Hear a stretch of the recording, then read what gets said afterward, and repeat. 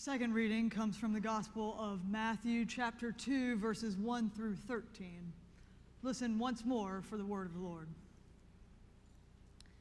In the time of King Herod, after Jesus was born in Bethlehem of Judea, wise men from the east came to Jerusalem, asking, "Where is the child who has been born King of the Jews? For we observed his star at its rising, and we have come to pay him homage." When King Herod heard this, he was frightened, and all Jerusalem with him. And calling together all the chief priests and the scribes of the people, he inquired of them where the Messiah was to be born. They told him, "In Bethlehem of Judea, for so it has been written by the prophet. And you, Bethlehem, in the land of Judah, are by no means least among the rulers of Judah, for from you shall come a ruler who is to shepherd my people Israel." Then Herod secretly called for the wise men and learned from them the exact time when the star had appeared. And he sent them to Bethlehem, saying, "Go and search diligently for the child. When you have found him, bring word, so that I may also go and pay him homage." And they had heard the king, they set out.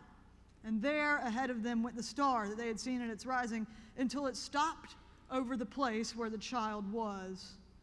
When they saw that the star had stopped, they were overwhelmed with joy. On entering the house, they saw the child with Mary, his mother, and they knelt down and paid him homage. Then, opening their treasure chests, they offered him gifts of gold, frankincense, myrrh. And having been warned in a dream not to return to Herod, they left for their own country by another road. Now, after they had left, an angel of the Lord appeared to Joseph in a dream and said, "Get up, take your child and his mother, and flee to Egypt. Remain there until I tell you, for Herod is about to search for the child to destroy him." The word of the Lord. Thanks be to God. You cannot tell a good story, you can't lay it out, make sense of it, unless you have a solid grip on your characters. That's where all the drama will come from, all of the action and momentum. It doesn't matter that you're a king in a story. What matters is that you're a mad king. Wandering seekers aren't interesting in themselves unless you learn something about what compels them forward, their motivations, their patterns of behavior. A baby is just a baby. Unless, of course, it's not. I have always loved the nativity scene at Christmas time. That was my charge as a kid. Carefully place each figure where it belonged, making sure Jesus was front and center. Year to year, the scene stayed much the same, mirroring what I saw and imagined from the world's many tellings of the story. The baby with arms outstretched, a doting mother leaning forward, proud Joseph overseeing it all. Wandering sheep, of course, frightened shepherds, heralding angels, defying gravity, and three kings with a freight of treasure. Frozen in its lovely simplicity, uncomplicated, uncomplicating. In my memory and in the church's telling, the drama wouldn't come till much later, as I saw the Christmas story unfolded in uninterrupted joy, giving way by the arrival of the Magi, the wise men, to the simple peace of a domestic scene. Strange, isn't it? When you hold that image against the story that I've just read, the story that Matthew tells, listen carefully.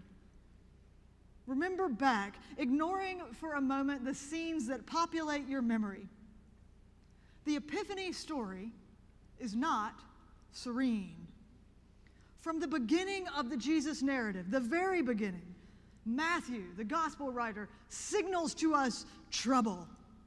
All he has to do is start naming names, unpacking characters otherwise inert in our memories, and a careful hearer will sense something radical and disorienting on the horizon. In the time of Herod, Matthew recalls, after Jesus was born in Bethlehem of Judea, wise men from the east came to Jerusalem, asking, "Where is the child who is born King of the Jews?" That is all he has to say, and you should be primed for a fight, Fraser Ali, Holyfield Tyson. In one corner, we have Herod, one in a line of Herods, a military commander, king of the Jews by proxy. He serves at the request of the Roman emperor. He is shrewd, he's power hungry, and he has risen to a place of prominence by paranoia and politicking. He is an image of brute strength, violent, prone to outbursts, protective of his authority, a king of whims who ruled according to his own self-interest, which is perhaps why the emperor once wrote of Herod that it was better to be his dog than his child.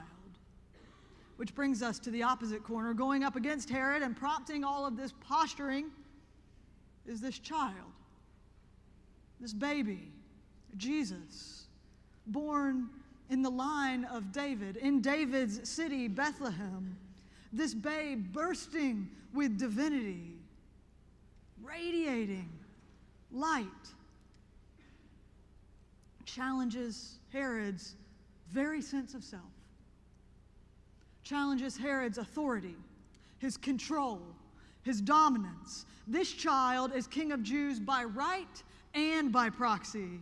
He is the Messiah, King of kings by divine reality, King of empires and emperors by Creator's right. When Matthew sets for us the scene right smack in the middle of the time of King Herod, the gospel writer sends us yet another signal. A paranoid man created paranoia.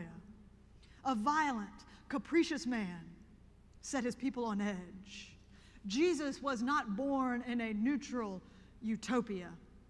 He was born in Herod's fear-filled empire. When Herod was afraid, as the text tells us, all Jerusalem feared with him, which is another way of saying, get ready for some fireworks. A mad king, pretender to David's throne, is confronted by rumors of a true king down the road, born in vulnerability, born without an army, without nurses, born without even a home. Herod is threatened. And then the Magi arrive, and all hell breaks loose. It is better to be Herod's dog than his child, but you better believe it's better to be his child than a child down the road squirming in a stable. Radiating transformative light, light that can be seen from the sky, announcing by a star and by his very being that the world is about to turn. Herod is set on edge. Antonin Chekhov, the brilliant 20th century Russian playwright, found himself one evening at the play of a close friend of his. The stage was set with precision, prominently featuring, mounted to a wall center stage, a rifle. The gun built in Chekhov as he watched the play a sense of foreboding. But no one ever shot it. No one even plucked it off of the wall. Reviewing the play, he wrote to his friend, "One must never place a loaded rifle on stage if it isn't going to go off. It's wrong to make promises you don't mean to keep." That piece of advice, by the way, has come to be known as Chekhov's rule. Watch for it in any show, any play, any movie. If a gun appears in the first act, it will go off by the third. It is the very first act of Matthew's gospel, and he shows us a gun. Herod, this mad king, is challenged by the very existence of this child lying in still repose. You should see it. You should let it unfold in your imagination, and a sense of foreboding should swell up. Knowing Herod's schemes in the shadows should build anticipation, raise your hackles. Matthew sets this stage for us in the first act, and we all know, don't we, what will happen in the third. Whether or not it is intentional, we miss the drama, the crisis, the joy of Matthew's text when we look only to our still nativities and not at the living witness of the gospel, the momentum and challenge of God incarnate. It doesn't happen 30 years down the road. It happens now at the stable scene, confronted with the Christ child, onlookers then and now have a decision to make. So look again at Matthew's nativity scene. Gaze over the edge of the manger. What do you see there? Joy or threat? Risk or reward? This summer, a few folks from Westminster went to Cuba as a part of an exploratory trip seeking partnership with a congregation and a seminary in the center part of that country. Though we traveled in the dry season, it was unseasonably rainy. It felt familiar in that way. Each afternoon brought new storms, a flash of rain accompanied by a crash of lightning and raucous thunder. As it turns out, the Cuban folks we stayed with weren't much used to thunderstorms, or thunders, as they called them. The rain didn't bother them, but the thunder always brought with it a fearful flinch. One evening in Matanzas, we sat out on this second-story porch playing card games and just enjoying one another's company. And from nowhere, the most beautiful storm rolled in. There was no rain. It was just noise and light. It felt Olympian, truly, as if this great cosmic scene was unfolding above us, this battle brewing in the air. Steve Johnson, he pulled up a chair to watch. I, being a sort of cusp millennial, took out my camera, my phone, to record. It was electrifying. I couldn't tell you about it except for to remember it with joy and pleasure. So the Americans, all of us, for the most part, we stood agog watching this storm. But our hosts bolted for safety. Each crack of thunders set them on edge. They urged us to reconsider our spots on the balcony, lured us with rum and black market cheese. But we, or at least I, were transfixed. We saw beauty, a scene no different, very familiar to all of these pop-up storms that define a southern summer. Benign, even, uncomplicated, uncomplicating. We saw that, but they saw a threat. Rolling blackouts, power surges, food shortages, and they felt fear. Who was right? When the wise men find the stall, they are overwhelmed. The text literally reads that they rejoiced exceedingly with great joy. They were compelled by what they saw to fall down and worship this child. Imagine that. What could do that to you? What could so excite you, so ignite your memory that you would fall forward in adoration? In the space of just a glance, their lives were transformed. They saw the beauty, but they saw the terror too. It was not so familiar that they missed the crisis of choice, that they had forgotten that to fall down in front of this king was to ignore the one who had sent them. They understood that having caught a glimpse of eternity, their lives would never, ever, ever be the same. But that's not what Herod saw, is it? Herod, who believes himself the only one in all of the country to whom worship should be directed, sees in the manger an existential threat to his way of life. He understands that by this king, his kingdom comes to risk. Everything he's worked for, everything he has schemed for, everything he has fought for and killed for could be undone by a child born in a backwater town south of the capital. He is not compelled to worship. No, he seeks the child's death. The nativity, so benign, so familiar in our memories, is far more radical than we allow it to be.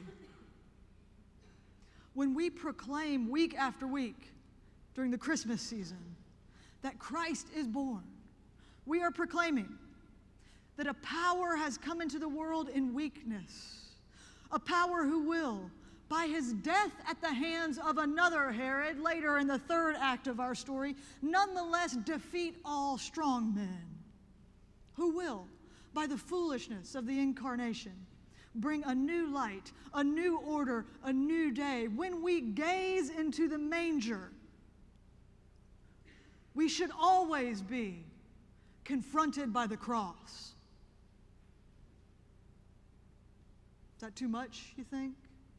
Leigh's going a little bit hard here today. You may think that you prefer the old Hallmark scene, uncomplicated and uncomplicating, but Hallmark cannot set you free. Look again in the manger. Allow yourself to feel the crisis, to accept the moment of decision. What are you compelled to do when you stare into the face of the Christ child? Understand that worshiping at the foot of the manger will mean turning from all other gods. That falling before the radiant Christ child will threaten your way of life and your status quo and all other things to which you give devotion. To have a God, wrote Martin Luther in a reflection on the first commandment, is simply to trust and believe in something with our whole heart. I say to you, whatever your heart clings to, whatever your heart confides in, that is really your God. Joy or threat, risk or reward. The Magi were right to worship, and Herod was right to tremble. 2 millennia later, the world has not changed so much. Like Herod, we sit in our seats of power, whatever they are, wherever they are. They may be different for each of us, but we sit in them nonetheless, and we call on the name of God while giving over our heart to pursuits of money, security, the way things ought to be, the way they were, the way we could make things right.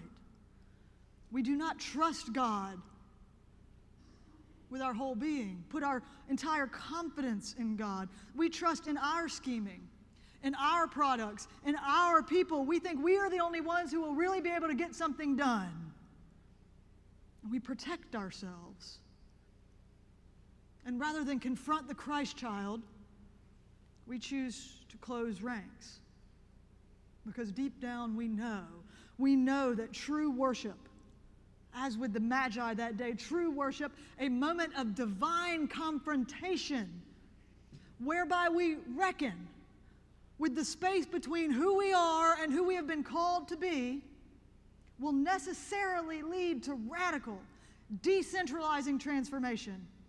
It'll lead to self-sacrifice. It'll lead to true discipleship, joyful, complicated, and complicating. The storm in Cuba that day, y'all, it was beautiful. It's beautiful. Unobscured by any light pollution. So close that your feet shook with the thunder. But it was a storm. It was an uncontrollable force of nature, indifferent to human life. Our hosts, they were right to seek shelter. But we couldn't help gaze in wonder. We were both right, it turns out. It was a storm, and it was worth the show. Epiphany, this Sunday we mark today, ends the 12 days of Christmas. The trees will go down, the Advent wreath will go down, our mangers will go down, if they haven't already, packed away till next year. But the crisis, the point of choice, remains. Will you rise out of your everyday to seek the star? And what will you find when you get there? Will you allow God to disorient you, to make you new? Will you embrace mystery and vulnerability, the heart of incarnation, and allow your life to be created in the image of this mysterious and vulnerable child, lived in service for neighbors, for the sake of enemies and friends? Or will you sit in nostalgia, in the comfort of the world's many gods? This child will grow, and so too will the challenge. What will you do? This is the very same one who meets the lepers, who crosses all of these societal and religious barriers, who dines with the tax man, the one who transforms water into abundant wine, and who asks that we follow from Bethlehem to a refugee camp in Egypt, to Nazareth, and then to Jerusalem and the cross. There is joy in discipleship, deep, radiant joy, and there is challenge. It's complicated, and it's complicating. That is what the Magi see that day. They see light casting out their darkness. They see new life. They see the threat and the promise, the risk and the reward. Look again and be transformed.